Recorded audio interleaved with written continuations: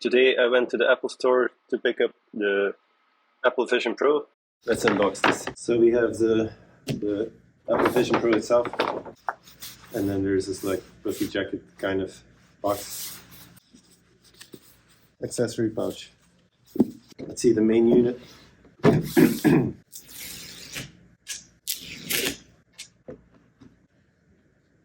So this is not a cover, like a privacy cover or anything. It's a cover to protect it when you're not using it. The reason is there's like a crucial button, which is a crown. If you press this, it goes to the menu.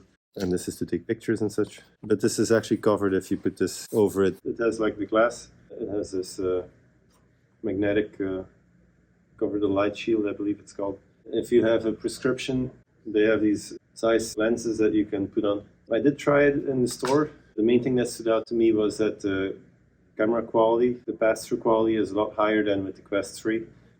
Obviously at the higher price point you would expect. Like if you have your hand, you look at your hand and you move around, you have this wobbly effect around your fingers. They totally solved that. So that's awesome. So you can perfectly see your hands. And then there I did a VR experience where I could look at my hands and my arm, and I would actually just see my hands and my arm in VR. Like when we're developing for VR, it's always a question. Do we represent the player's body? Do we not represent the player's body? It usually means using either just hands, so you know where your hands are, or try to put the arm in there, and then you have to kind of guess where the arm is. It's a really good cutout of your arm and your hand, so that's really awesome. This is a small version. There's different versions of the band. I guess this must be some manual. The battery. That's how you attach the battery. So the battery has to be attached at all times. There's no internal battery. The dual loop band. It's a band that will not play music. So there's a different style of band. Just pull the tab. And then this just clicks in. So now it looks a little bit different. This is, yeah, I guess just a different way of wearing it.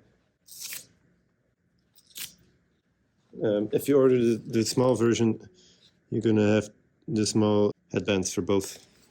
I kind of have not such a small head, and it still fits. So we have the power adapter. It's like a power brick. Goes on here, and then you just twist it. Yeah, so it can just fall off. It's not like it's magnetic or anything. Because if it would fall off, it will turn off. So you can just flip this in your pocket. It's already turning on by itself. That's also a cool thing. So it has this IPP, the distance between your pupils, and in a lot of headsets you kind of have to set it yourself. In this case, you can just hold it, and it will detect your eyes, and the lenses will move by themselves. And now I can actually see my environment again. So it is pretty sharp. I mean, in the distance, you can definitely tell it's not like the same as your normal eye vision. Yeah, it's definitely a lot sharper than like the Quest 3, which is awesome. Bring iPhone or iPad nearby to get started. While I'm filming with my iPhone. Yeah, now we should be all set up.